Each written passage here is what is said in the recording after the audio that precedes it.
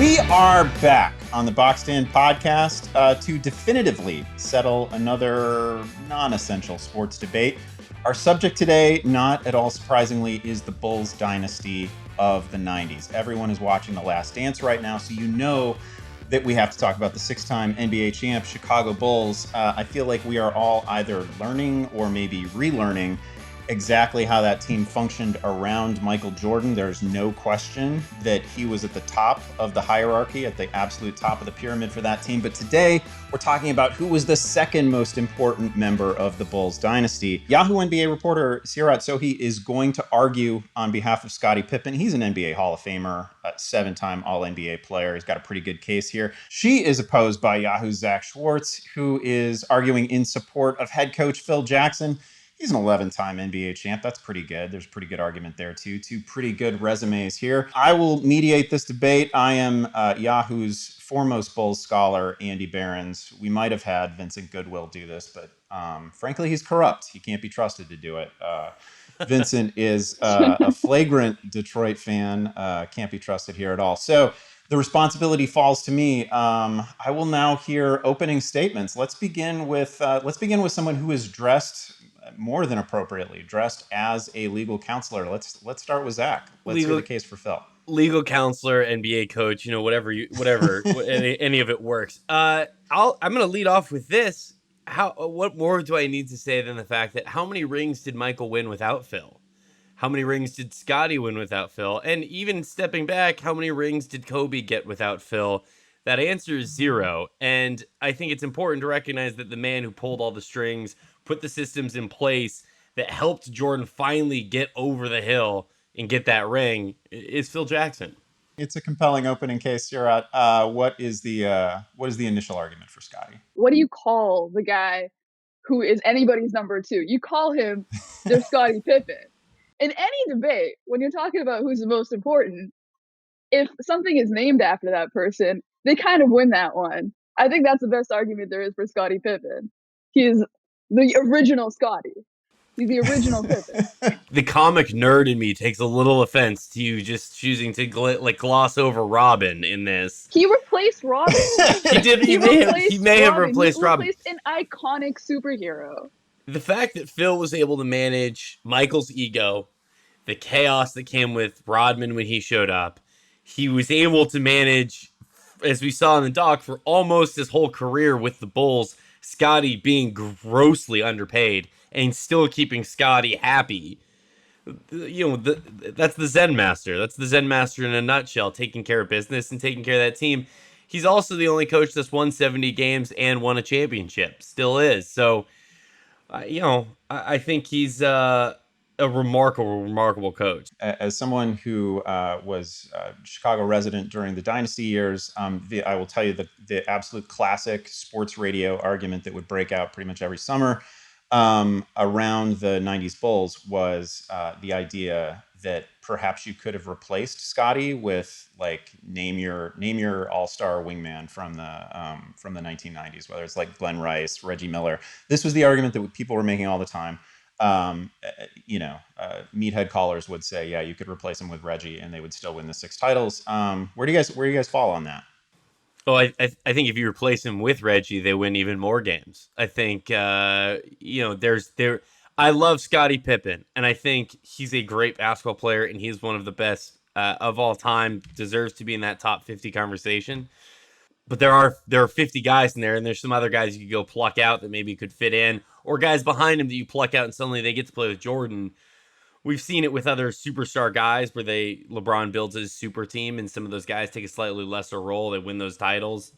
I just think they're plug and play guys that you could have grabbed. You know what happens if a guy like Reggie, though, ends up being Jordan's sidekick is Jordan has to now guard the best player all the time. There are plenty of players who would have won with Jordan. Jordan's probably the best player of all time, right?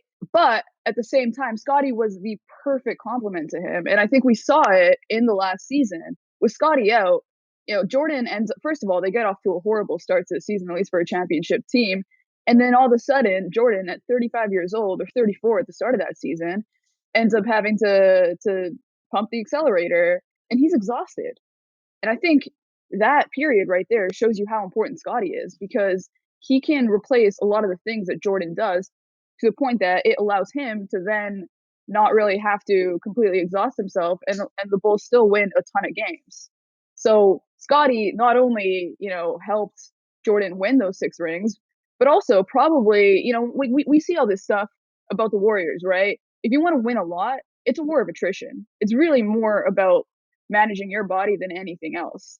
And Scottie was the best guy to take the load off of Michael, I think, for his career. He probably, when we talk about Jordan finding a new gear, I don't know if he always is able to consistently find that new gear if he has other teammates that he probably has to pick up a lot more of the slack for. The fact that he was a perimeter player helped, I think, a lot.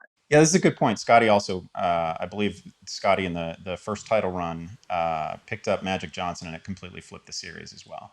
I don't think Reggie's doing that. I like Reggie a lot, but for sure, 100% Reggie. Reggie is absolutely not doing that. Reggie may not be doing that, but who puts Scottie Pippen in that place to do that and makes that decision, makes that call to flip him? That's Phil Jackson. That's Phil Jackson pulling those strings. That's Phil Jackson who went on to win 5 more rings after having Michael and Scottie. So I think without Phil seeing some of these things, saying, hey, we got to put this guy in this spot, it never gets done. That's Phil Jackson, who also called Scottie the second best player in the NBA at the time. Like I said, Phil had to keep Scottie happy. He wasn't getting paid, so you got to say nice things about that guy to fill him up emotionally when the bank account isn't really as full. Yeah, I don't know why Krause or Reinsdorf could never pick up that piece of advice. Totally separate discussion, an absolute tangent. But the idea that Reinsdorf would never renegotiate a contract when it was available to him as a tool, and everybody's just fine with it. Like Jordan's just like, yeah, well, that was his role, so we had to play. But that's crazy to me. Well, Jordan was fine with it because Jordan was the one guy he renegotiated a contract yeah. with.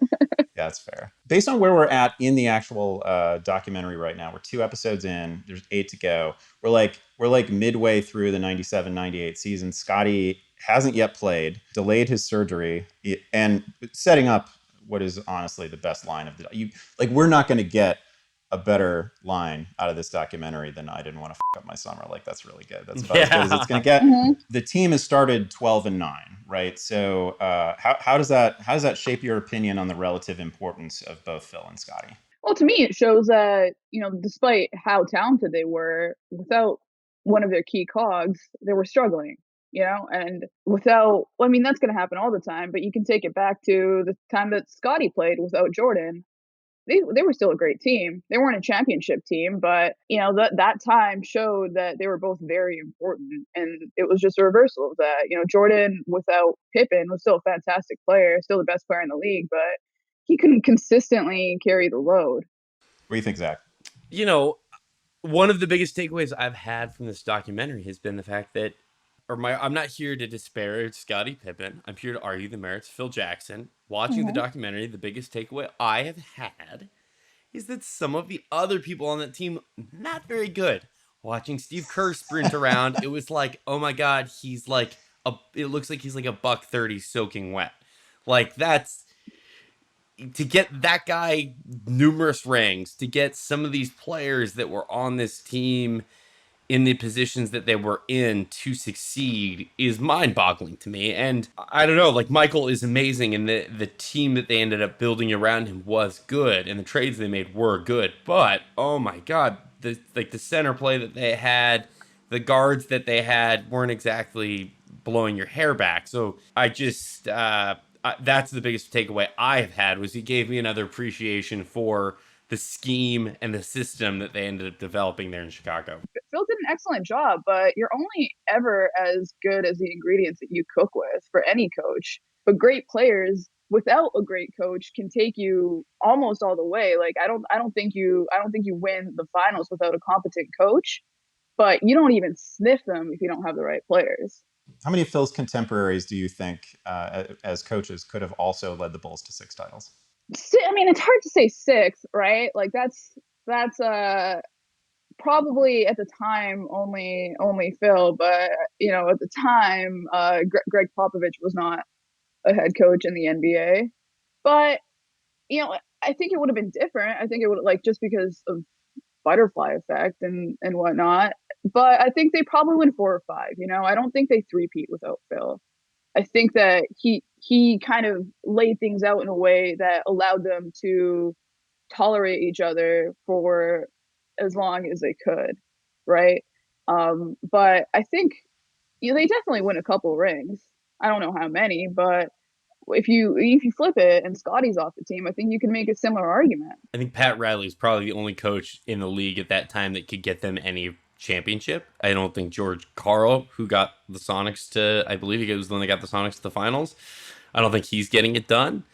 Um, I think Phil is kind of the only guy that can massage and deal with certain guys' egos as well as he does. Yeah. So Zach, let me get your thoughts on the 2 Jordanless years, mostly Jordanless years, in between the 2 three-peats. So I think the most impressive thing about that is that they go from like a 57 win team in '93, and then they're like a 55 win team that is competing legitimately for a title the following year without Jordan. Does that speak more to the job that Phil did or the player that Scottie was?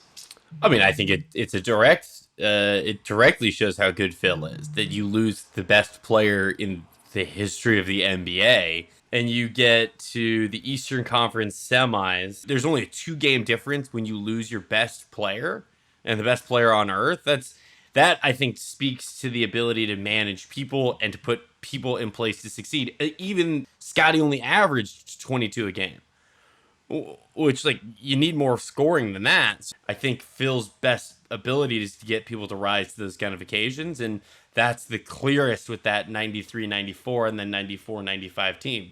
All right, give me closing arguments, anything that you haven't said, any ammunition that you want to throw out there. I'm going to close with my opening argument. Being a sidekick is literally named after Scottie Pippen. Like, that's it. That's just the whole ball game. Yeah.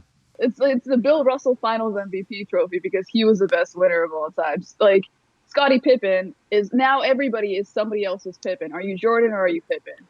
Like, that to me kind of opens and closes it. I just want to circle and highlight the fact, again, off of my opening argument, Phil Jackson constantly evolving. Wing got rings elsewhere, proved he could do it with other guys, proved he could do it with just one superstar, really, with that Kobe Powell team. I don't think we get that necessarily from Scottie Pippen. I don't think when you step back and look at those Portland Trailblazer teams, granted, he had lost a little bit at that point, but they didn't win a title. They got two-pieced by Phil and Kobe and Shaq. And I think the ability for Phil Jackson to not just lead an absolute psychopath in Michael Jordan to titles and teach him how to run a team and kind of managing him the right way, and then to leave that team and go to another team, manage completely different egos, have them win 3 titles, and then a couple years down the road, win 2 more titles, managing the most Michael-like ego you can have out there, and getting that all done, and managing Ron Artest along the way, Rodman along the way. I mean, I just don't know how many people have the hands to touch such a hot stove as Phil Jackson does. Okay, I think I've heard enough. I think I am able to render judgment on this. I will start by considering Scottie Pippen, who I think is, I don't know, if he's not the best wing defender in NBA history, he's really close to it. Favorite player of mine for a long time. Absolutely love him. 10-time All Defensive Team, 7-time All NBA. I think he's fantastic. A couple good points that were made. One of which was what happened after the Bulls, and the fact that Phil wins 5 more titles in a somewhat different manner, with like 2 very different looks for the teams is really impressive to me. Scottie was the best player on like a 59 win team that didn't win a title. It means something. But where we are in the documentary right now with Scottie just doing almost everything that one can do to detonate a season, versus like the fact that we know that Phil like this plane is on fire and Phil is going to land the damn thing and they win a title. That is just staggering to me. So based on what I've heard, I'm going to give the slightest of edges to Phil Jackson and to Zach in this argument. Thank you. I was worried as you started to make the points about Pippen's contributions. I was very worried, and then when I pulled up the actual splits and saw some of the numbers there, I was like, oh god, oh god. But I think at the end of all of it, it's that insane ability Phil had to manage some of these people. And I wish I had honestly made that point about Scottie trying to detonate that season. It's a good argument as to Phil's ability to kind of manage people and guide them through this as everything's on fire around him, and it still, gets down to the finals and gets a chance to win it. But Phil also, ratcheted up the conflict in that, I know, I just can't help myself. I know I've already lost, but Phil also ratcheted up the conflict in that situation by turning it into an us versus them thing when I think he had some opportunities to try to smooth things out, but never really did that because, let's face it, Phil Jackson also has a bit of an ego himself too. So he's a Zen master and he understands people. He knows how to make his point without having to make it publicly, I think, which is something that Scottie was never quite that good at. And it did end up almost detonating the team. That's fair, but I think there's a ton of stuff that happened behind the scenes that was also not the most advisable behavior, but because some of the people doing it were just, better at presenting themselves publicly, didn't get criticized as much. I also want to give Phil credit for, it's unbelievable to me, the fact that they were flirting with Tim Floyd after a 72-win season in which they won the title. They're like, yeah, maybe Tim Floyd's our guy. And Phil survived that for 2 more years. I just loved that. It was hilarious that was the guy that they ever thought could replace one of, if not the best basketball coach of the modern era. Okay, it feels good to end on a note where we're trashing Tim Floyd. That feels